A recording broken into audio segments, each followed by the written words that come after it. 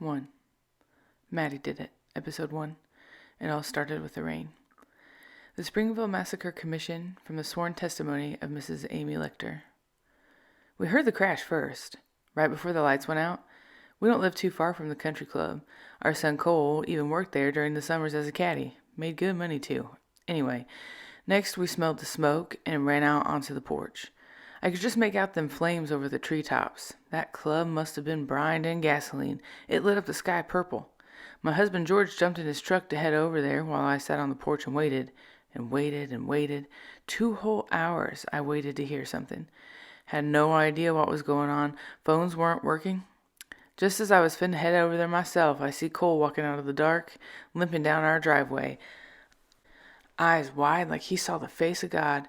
I was so relieved he was all right that I ran up and I gave him a great big hug. But he was soaking wet, like he done grabbed his tux right out the wash and threw it on. It wasn't until I stepped away that I noticed red all over my robe and started screaming.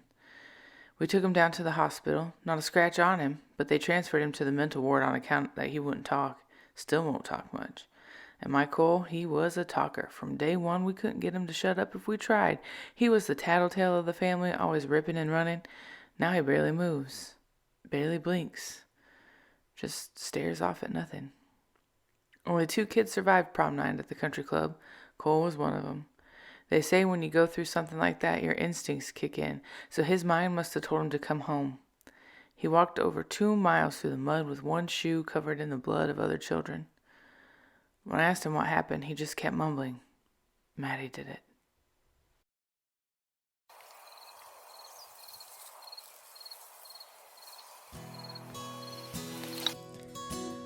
Hey there, and welcome back to another episode of Reading Rule, y'all, where we talk all things rural YA literature, and to the readers who read it, and to the writers who write it.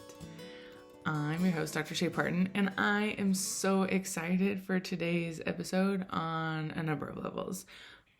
First, it's Black History Month, and it's in full swing, and my social feeds are full of book recommendations and interviews and TV appearances that are doing a lot of work to grow my TBR list. I'm so grateful that even though it's the shortest month and even though we should learn about, hear about, and dig into all that Black folks have done to build the infrastructure of our nation and fill it with incredible art, I'm still glad it exists at all. And in honor of Black history, Black stories, Black experiences, and pain and joy, and everything in between, today's featured Whippoorwill Book Award winner is Tiffany D. Jackson's The Weight of Blood. And I'm particularly grateful for this book in the way that it foregrounds and lifts up and amplifies the experiences of Black folks in rural spaces, because there are Black folks in rural spaces, even though we like to tell the story that rural America is a white conservative monolith. It is not. And so I was really excited for this book when it was submitted for the Whippoorwill and when it won the Whippoorwill. And I'm super excited now to be talking about it, and not just talking about it by myself. But the second thing I'm excited about for this episode is that I am talking with one of my former Southern Wells students who is now a current pre-service teacher in my classes at Purdue. Emily McCorkle joins me in discussing this book. Never in my wildest dreams would I have imagined that I would have a former student as a student again, but here we are, and it's happened, and I'm so delighted that it's Emily. She was an amazing student in high school. I enjoyed getting to interact with her and engage with her in the classes of mine that she took. And I'm super excited that she's in my classes now.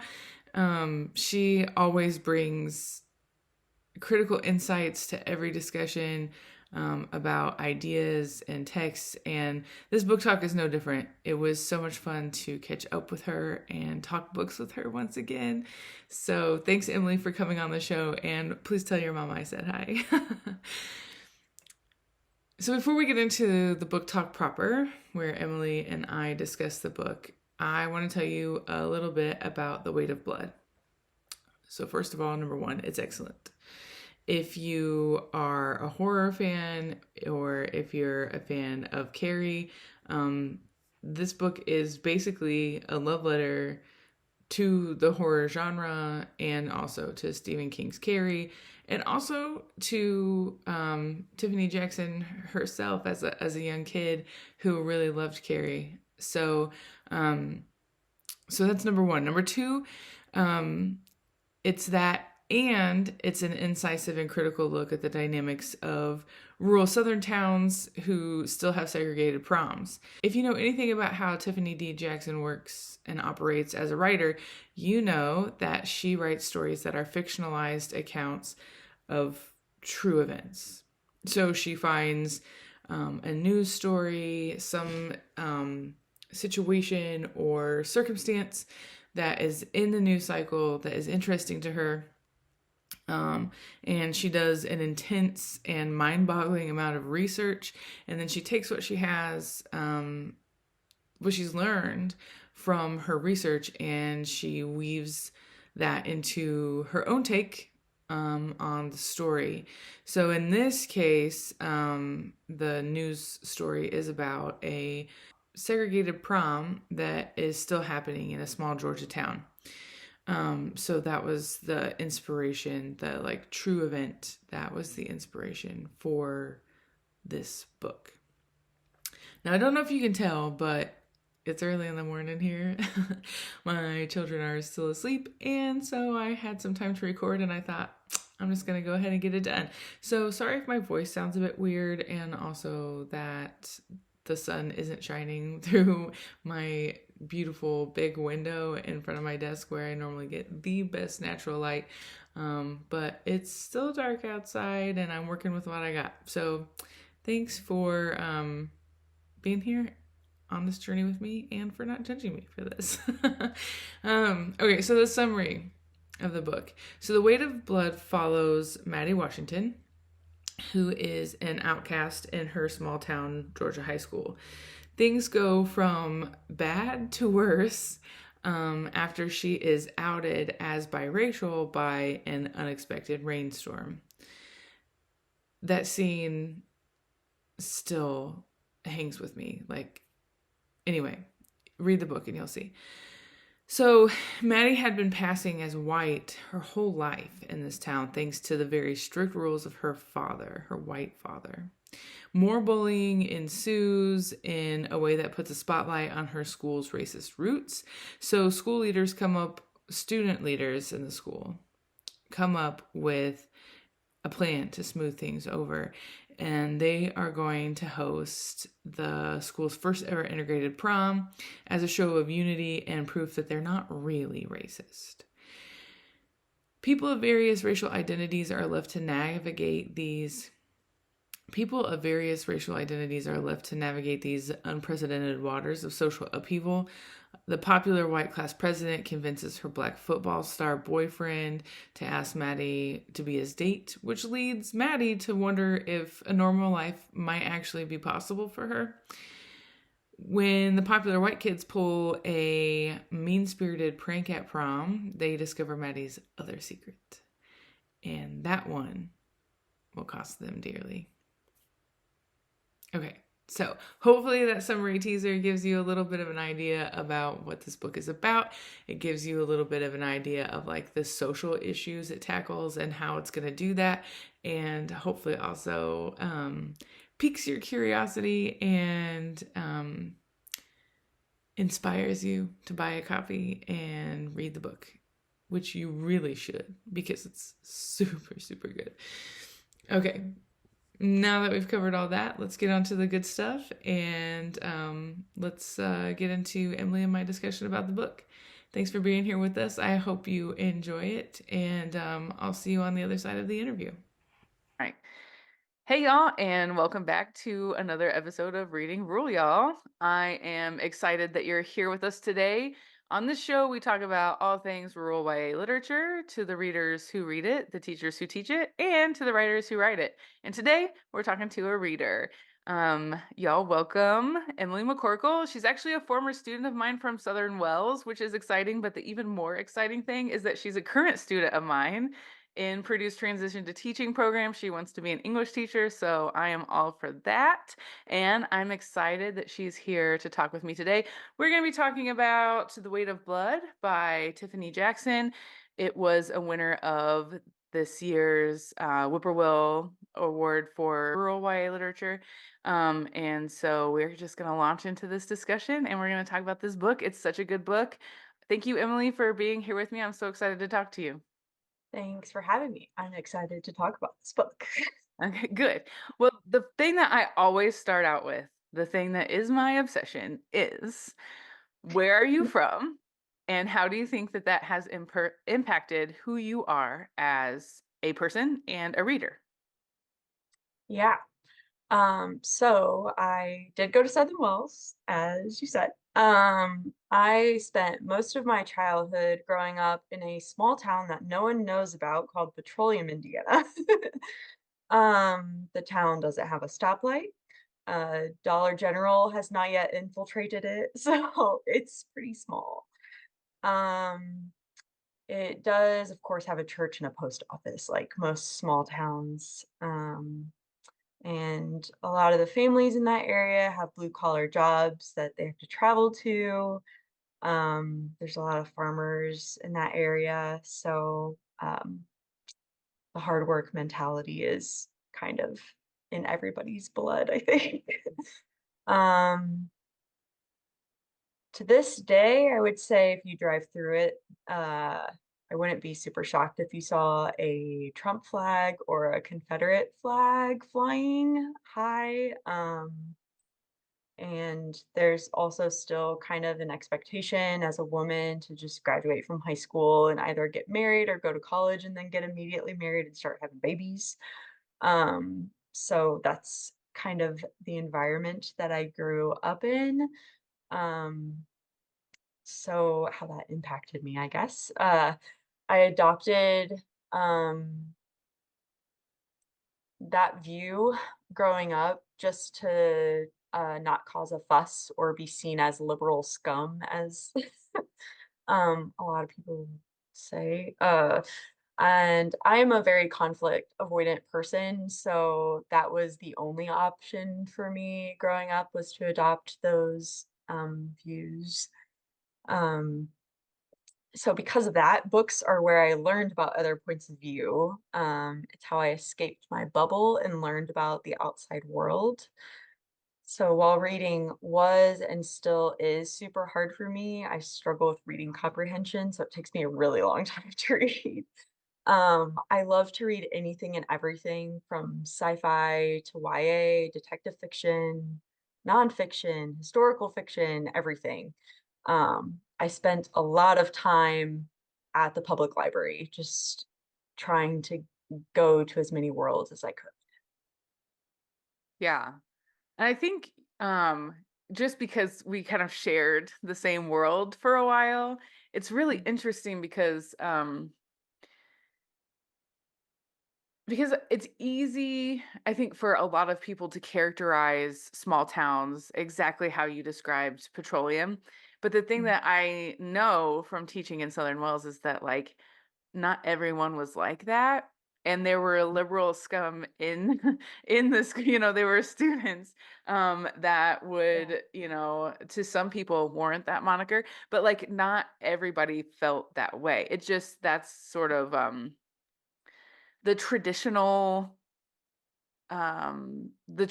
viewpoint, and so not everybody subscribes to it, but not everybody voices even that they subscribe to it. And like I remember conversations in class about books or about poems or even, paintings or like whatever we were talking about at the time. Like there were people who were willing to voice perspectives that disrupted the dominant perspective. And I think maybe just because I was there to mediate it, most of the time, even if folks disagreed, we were learning to do it in a civil way. Um, but I do think that, that I have a hard time, like, I want people to know that rural places are not, it's not a monolith. Mhm. because there were non-white kids that went to Southern Wells, Mhm. probably more than people would realize. There were a lot of queer kids that went to Southern Wells, probably a lot Yeah. more than what people realize. And Mhm. so I think like part of my work, I want to disrupt that, but at the same time, like we can't ignore the fact that stereotypes exist for a reason and that people who meet all of the things that you just described as part of that stereotype also exist in those places. And so I think it's really interesting for me, not only as a rural person who was on the progressive side of her own family and decidedly not conflict avoidant, and how I interacted with my family around those things and the way that like I developed my own philosophy. It's interesting for me to listen to you and your perspective, and then also the fact that we shared this rural space for a while. Mhm. Um, and how all of our different identities, that's the fact that I was older, the fact that I was a teacher and I had a little bit more power than you and all that stuff. But just thinking about how it also reminds me that like I don't know everything that I thought that I knew about my students. When folks started coming out on Facebook after y'all graduated and like moved away, I was like, oh man, I had no idea. And then there were some people who were like out and proud, and I was like, yes, go live your best life. Mhm. So anyway, I think that all of that is interesting, and I also think that it connects a lot to the book, because of its location in a rural southern town, and sort Mhm. of points out the ridiculousness of thinking that the rural South is a white monolith, Mhm. um, and how these ideologies and these ways of seeing the world still support things like segregated proms, even in Mhm. 2014, and probably even Yeah. now. Uh, Um, so yeah. Well, thanks for sharing all that. I appreciate that. sure. Um, so what did you think of the book? It definitely was by far one of the most well-written stories I've read in a while. I'm kind of in this kick where I'm trying to read as many books as the age that I'm turning in here. Oh, nice. Um, so I'm reading a lot of different genres, but seriously, this was one of the best written stories that I read in 2023. Um, it took me the whole month of November to read the novel, because of my issues with the reading. And even with the Thanksgiving interruption, I could jump right back into the book without having to retrace my steps because of how well written it was. Um, I thought the character development was amazing. I liked the jump between time frame of going back to 2014 when the story was happening, and then the was it would you call it a radio show? That's what I was thinking of it as. Yeah, I It don't was like know. a podcast or a radio show. I I don't thought it was a podcast, but yeah. maybe it's just because I do a podcast. I don't know. It could have been a radio show, but definitely like an interview based sort of like, Yes. yeah. Yeah. Where they had different guests and they were so I liked the that kind of integration in the story. And also, while this I don't think it was unintentional, but the callback to the film Carrie of this whole novel was just great. I loved that, because that was, quite a film. Uh, so even though there's quite a bit switched up, great callback. Um, yeah, so that's what I thought. It was just incredible. I really liked it a lot. Well, I'm so glad that you liked it, and I'm so glad that you're willing to talk about like the work that is reading. I think a lot of people who love reading, it's not really work for them, and I think your students are going to really benefit from that if you talk about that with them, because a lot of teachers decide to teach subjects that they love, and usually those are ones that they're really good at. And I think that teachers who teach things that were really hard for them bring such a powerful empathy to their work. So I'm excited about that. So thank you for putting in the work and for reading it. I'm glad that you felt like it was worth it and that you enjoyed it. Um, I really felt like the book was like a love letter to Carrie. you know? Mhm. Like, it's like a love letter to the horror genre. And Mhm. Tiffany Jackson is no stranger to the horror genre. Mhm. Um, but I thought this one in particular, because I had seen the movie and because I could see the parallels, I just felt like I was drawn into it more, especially because, like, I don't know how you feel about like fantasy genres or speculative fiction, but sometimes it's really hard for me to get into. I'm so much more of a, maybe it's because I lack imagination, I don't know. But I think that it's I just really prefer like historical fiction, realistic fiction. And Mhm. I can do like what is it? Like, what's the term? Magical realism? Is that the Mm. term? Where like it's like Mhm. the real world, but then like there are Yeah. like magical things in the world. And that's probably why I can handle this a little bit better than like reading something like I don't know, that it creates a whole new world and you have to learn like there's like a glossary in the back for words that like I could never really Yeah. get into Tolkien, like I just Yeah. wasn't. I was about to say, like, Lord of the Rings. Yeah, exactly. Like that just wasn't my thing. But I think the sort of speculative elements that she uses in the book Mhm. um weren't like they didn't throw me off, like they didn't put me Mhm. off the story. Like I still kept reading and um I just wanted to keep reading. And like I just felt like she was really good about building empathy. Mhm. Yeah. Especially um it's is it Maddie, right? The main Yes. character? Yep. Um like that first scene where she's in gym class and it's gonna rain and like Mhm. she just had her hair pressed and like she doesn't want it to I think that does Mhm. a lot. I think it helps Mhm. us, think about experiences that either mirror ours if we're a reader for whom that would be an issue, or experience that sort of as, for me as an outsider. I mean, I have curly hair and I do hate it when it frizzes, but it's not connected to like a marginalized identity for me. Right. you know. You might feel the same way because I know that yours is kind of, Yes. Yeah, mine, when it's frizzy, it's bad, yeah. but yeah, Um, I don't feel exposed when it's right, frizzy right, versus Maddie is like, "My dad is gonna kill me right. if people find out." Like, she has this mentality of, like, "It is the end of the world if people know my secret because my dad says that it will be the end of the world if people know." Yeah.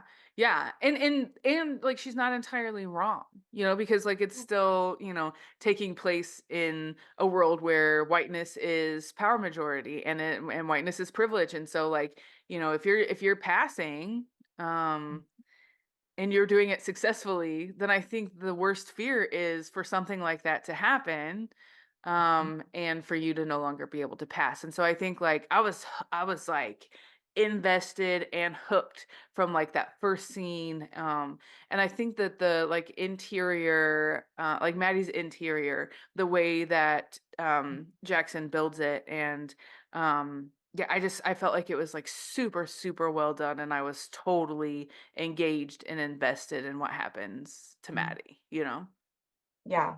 Yeah, I liked that we, versus the, like, movie of Carrie where Carrie is just we're like you as the viewer are just kind of, like, pitying her the whole Mm, time.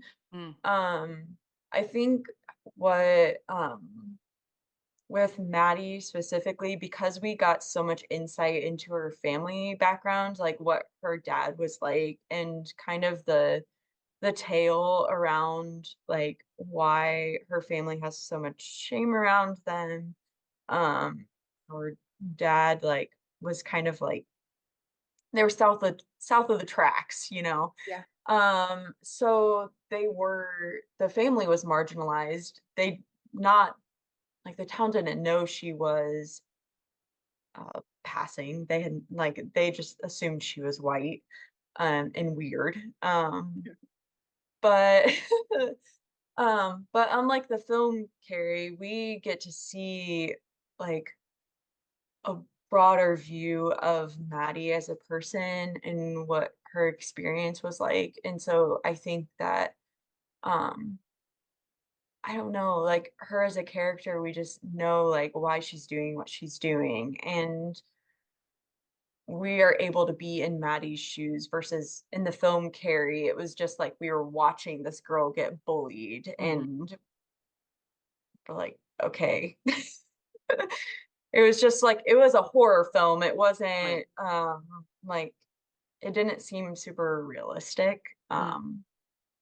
Yeah, versus this felt very relatable and yeah, anyways. Yeah, yeah, yeah, yeah, 100%. And I think, and so a thought just occurred to me that hadn't occurred upon my first reading, which is why I love talking to people about books because then you think about things in different ways. Yes. Um, but it's like it's it's realistic horror, right? Because it takes conventions from horror books and horror stories, horror films, especially borrowing specifically like we were talking about borrowing from Carrie. Um, but like it's also um it's also realistic horror because it all happens because of something that's very real for people, Mhm. who live in this country, especially melanated people who live in this country. And so I hadn't really thought of that before. And it reminds me of one of the things that I talked about with Tiffany, in our, I hope she doesn't mind if I call her by her first name. Um, um, but one of the things that we talked about was her process, and she always finds like a news story of like a real thing that happened, and then she comes up with like she takes one perspective of the story, and she's sort of like she does extensive research. Like she just like researches like crazy, and she interviews people from where the thing took place and people involved with the case and like whatever. And so the segregated prom thing like really happened and like hit the news cycle, and so she picked that up and she wanted to, think about that and investigate that.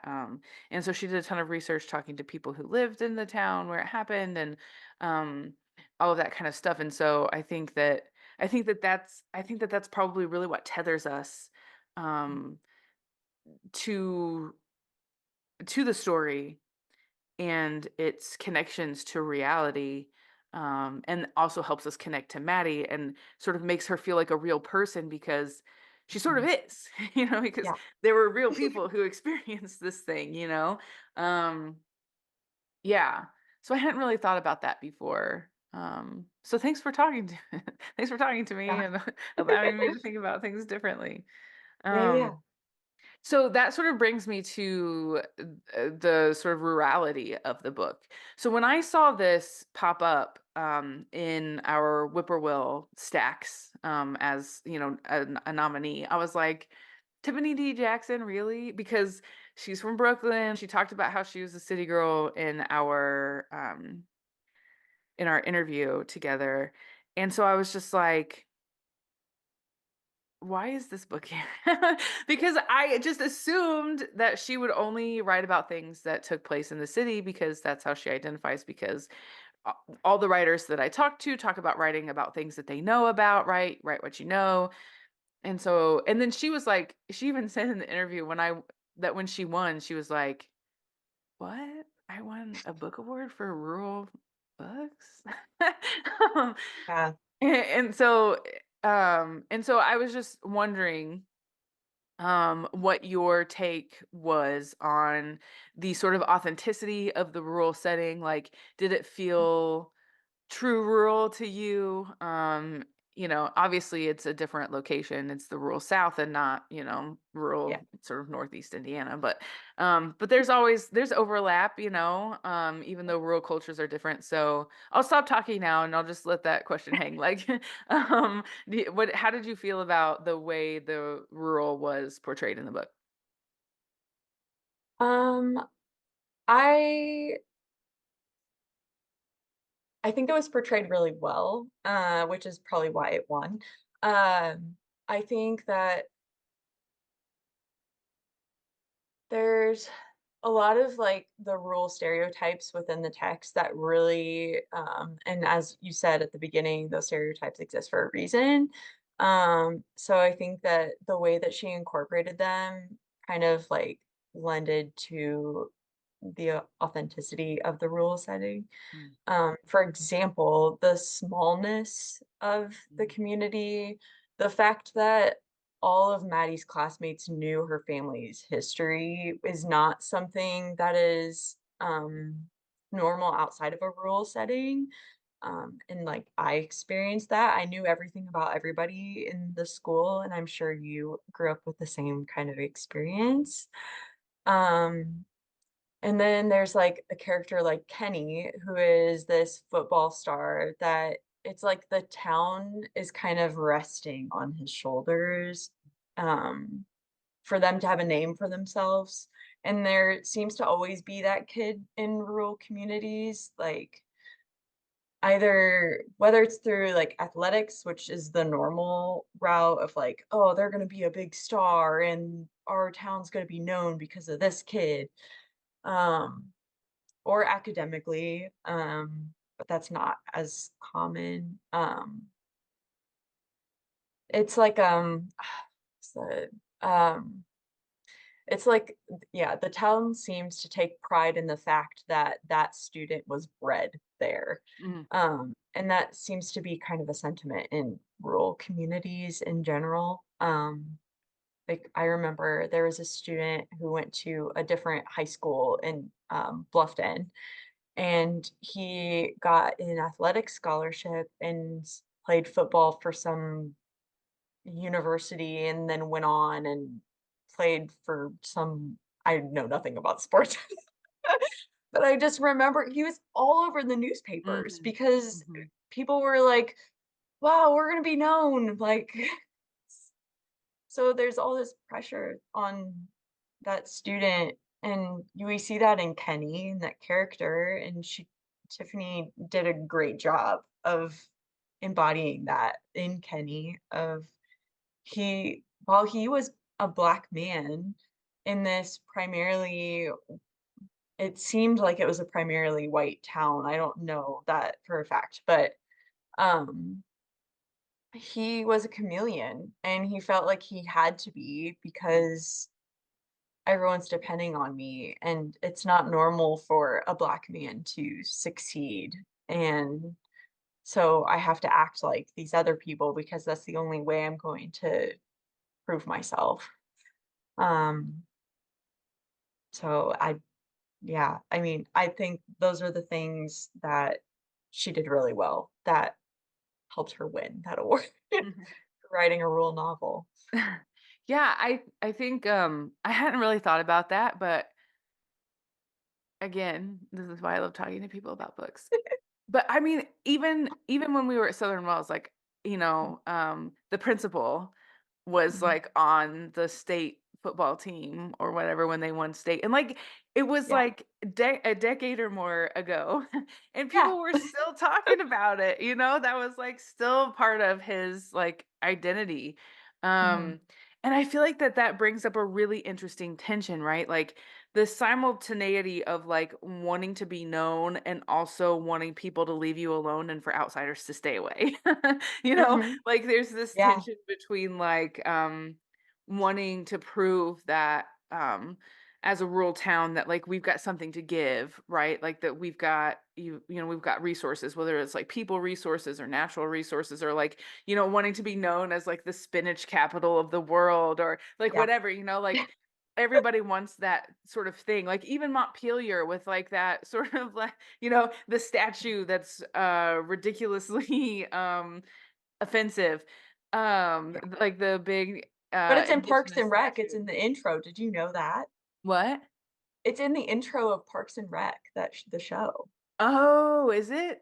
I didn't Yes. realize that. I Yeah. didn't realize that, but I could see how people would like be really excited about that. But yeah. Um, Even though it's See, and I cultural know that, appropriation. and I don't watch Parks and Rec because I'm from a small town, and Right. people were like, "Did you see that the statues?" And like, Right. okay, Yeah, yeah.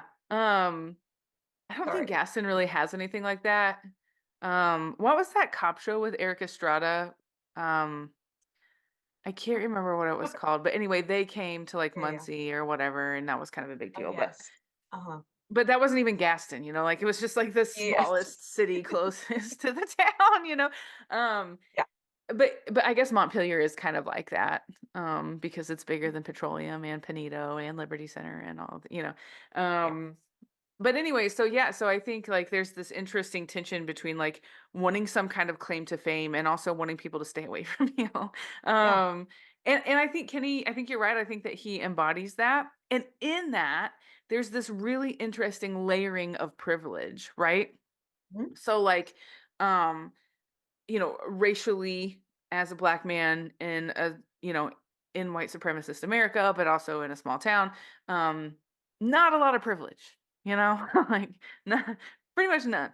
But if you're really good at sports, you know, Mhm. then we're sort of like willing to overlook that. If you're really good at sports and if you perform like a kind of whiteness, Yeah. that's like that, um the majoritarian finds palatable, then Mhm. you're successful. But if you start speaking up about how, someone else is being treated, Yeah. who also, who is biracial or identifies as a person of color or whatever, then we've got to start thinking about whether or not your football playing is good enough to like let Yeah. you skate by, you know. Um, and so I think that that's really interesting, that sort of that interplay. Um, so Kenny occupies this really interesting space, this really interesting identity space where place and race and sports are all layered. I guess more than sports, it's like almost falls into the category of like skills, I guess, Yeah. or almost resource, right? Like he's kind of a resource for them in the way that like when he plays well, then they get to feel good about themselves.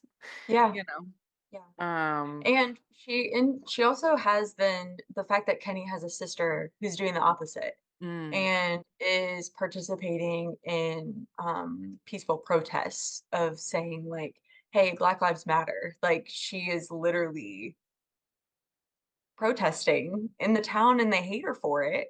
right, And so you have this interesting dynamic in the book of seeing like, okay, so you have this older brother who is being a chameleon and performing and is seen as a resource to the town.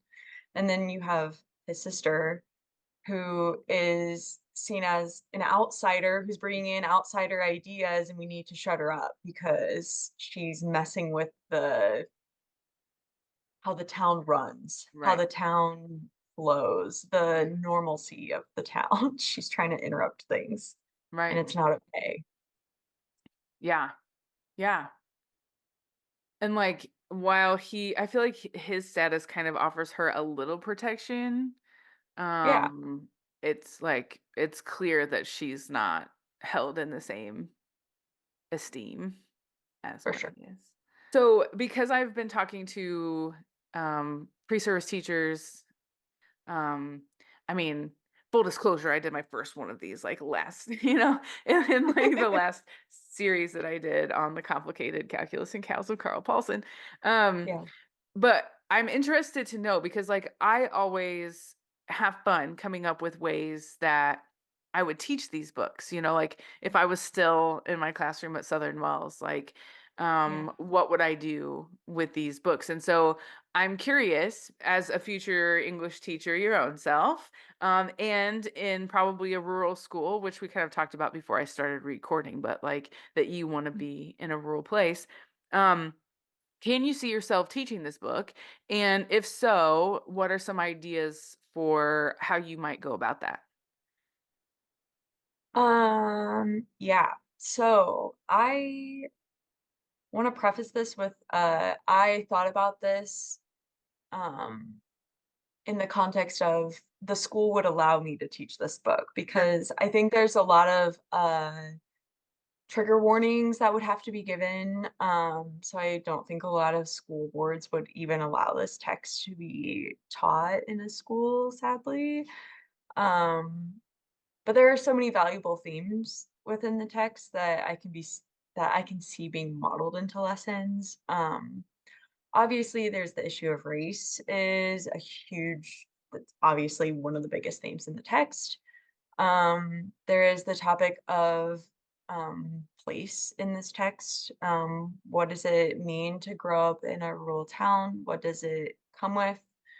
What does it mean if you go against the grain in a rural place? Mm. There's, women empowerment is a theme in here. Feminism. There's yes, absolutely. There's theme of family dynamics. Mm. Um, Single parent household is another thing. There's the topic of religion. There's a lot in here, and I can see this going in a lot of different places. I can see students really enjoying this text. Um, Especially, like I said, as someone who struggles with reading comprehension, literally the last 100 pages was the fastest I've ever read a text in my life. You just Because I want to was know what happens. so captivated. I was Yeah. so in, and I was just laying in bed like, "I can't stop reading this." Um, it was so good. So I think any student, even if you don't enjoy reading, would like this text. I don't know. I just wanna have a conversation with students about this book. Like, honestly, I don't really wanna obviously, there's themes I can teach, there's lessons that could be created out of this, but I just wanna talk to students about this text and what their viewpoint is because as someone who grew up in a rural community and felt like, I resonated with Kenny a lot Mm. of just, um I obviously wasn't a minority, and I was in a place of privilege in a lot of ways. Um, I felt like I was a chameleon often. Um, so I just really want to talk to really want to talk to students that live in a rural place about this book and how they relate to the characters and I think. Yeah. Yeah. I mean, I was thinking like, I mean, there's so many different things you can do with it. It reminded me of, do you remember when we did every October we did the spooky unit where everybody got to pick their own, spooky book or whatever. And I feel like Yeah. that's one way to get around like, are you allowed to teach it? Like if it's a student's Mm, choice, yeah. you know, Yeah. who are you to It's kind police? of I mean, like, their hey, I parents have a can. recommendation. And I Yeah. kind of like I feel like I suggested things, but really we just went to the library and I was like, pick whatever you want. I Mhm. mean, one person read Camus' The Plague. I Mm. was like, if you Yeah. feel like you get it in a way that makes sense to you and you want to read it, do it, please. Mhm. Um, but people were reading like 13 Reasons Why, and there's a lot of problematic things with Yeah. that book. Yeah. Um, True, true. so so I feel like, letting students have choice, first of all, that's really powerful for them, like, Yeah, having agency in absolutely. their own learning. But also it Mhm. sort of lets you off the hook because if parents are like, I don't want my students to read this book, and it's like, well, that's okay, take it up with your kid because they got to choose whatever they wanted to read. Yeah. True, true. Um so I think that's one way. And then I just think about all of the I like pairing like reading and writing activities. So Mhm. like thinking about the research that she did and thinking about how like it Mhm. takes up something from the news cycle, like a current event. Like I feel like that could be a really interesting writing exercise that you could do. The podcasts that exist in here, like, we've talked about this. You've done lesson plans for podcasts in my classes before. Um and so I think that there are a lot of different things that you can do. One thing that I would really love to do, but I don't think it would ever probably fly or go the way that I wanted it to, is like to pursue the question, like, um, not necessarily like do we have a problem with race in our community, but something like that, right? Like sort of like what are our community dynamics, like what Yeah. do people think about the other people who live here? Mhm. Sort of like a Humans of New York thing, but it would be like a Humans of Southern Mills County, because you can't even really name one town because the school is a consolidated school and people are coming from Yes. everywhere.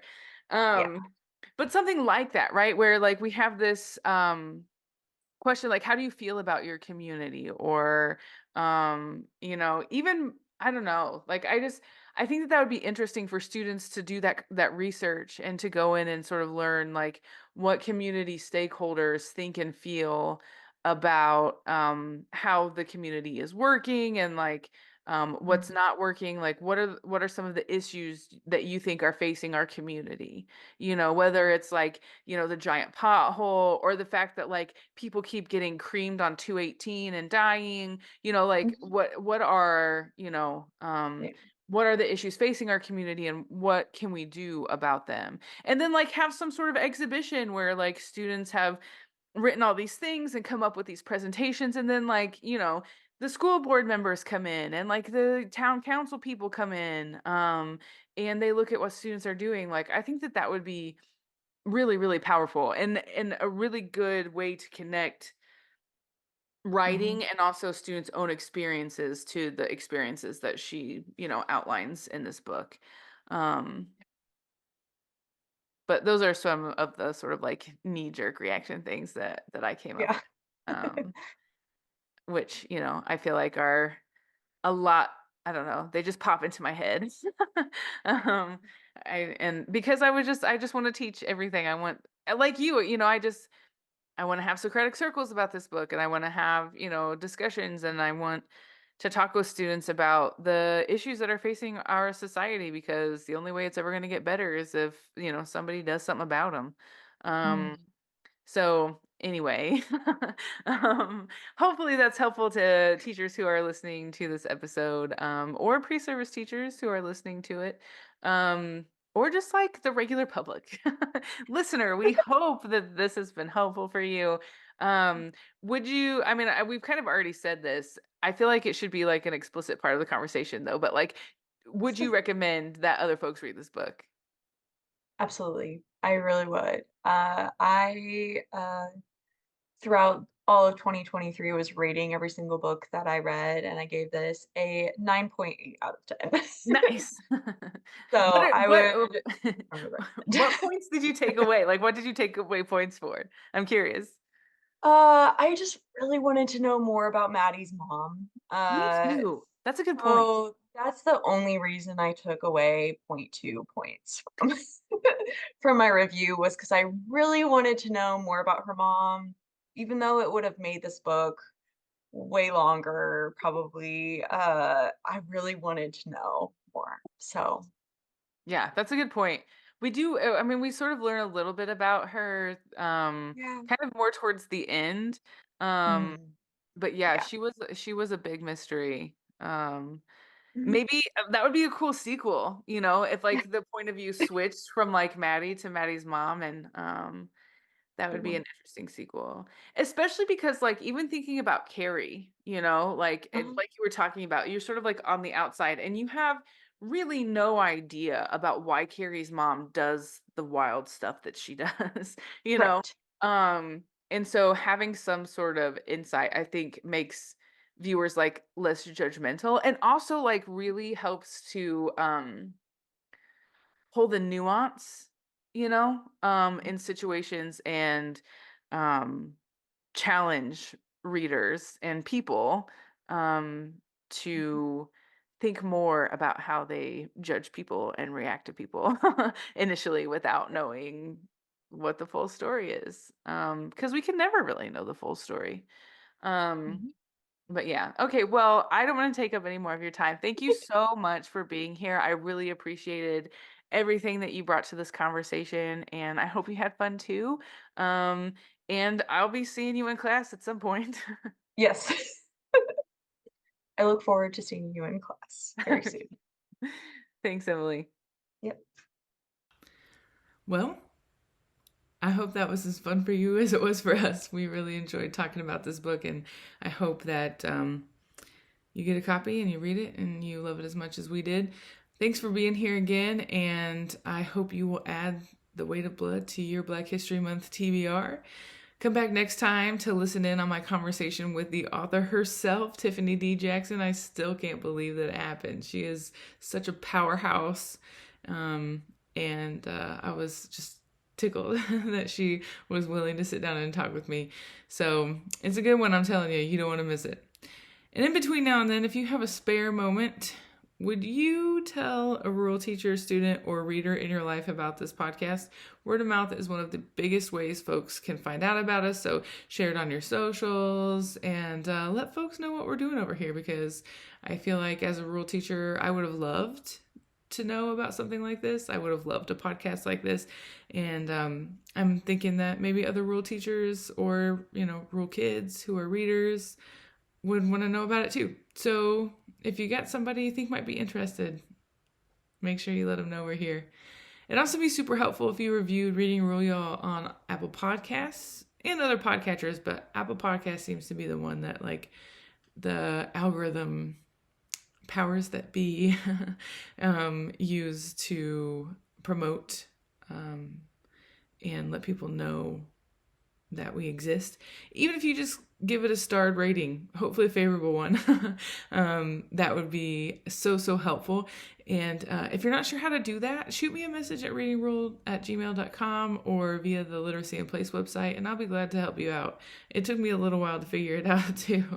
I didn't really grow up with a lot of technology. We didn't really have tons of money for it, so I still, as a dowager millennial, I still struggle sometimes to figure things out technology-wise. So if you need a helping hand, just send me an email. I'll be sure to help you out. And if you're interested in further supporting the show, you can also check out our merch on TeePublic, buy a sticker or a t-shirt or two. Or if you're interested in owning a copy of the book, you could use my affiliate link through thebookshop.org to get you a copy. I write, edit, and produce the show all on my own, and I would greatly appreciate the support. So thank you so much for doing what you can, and y'all come back now, would you?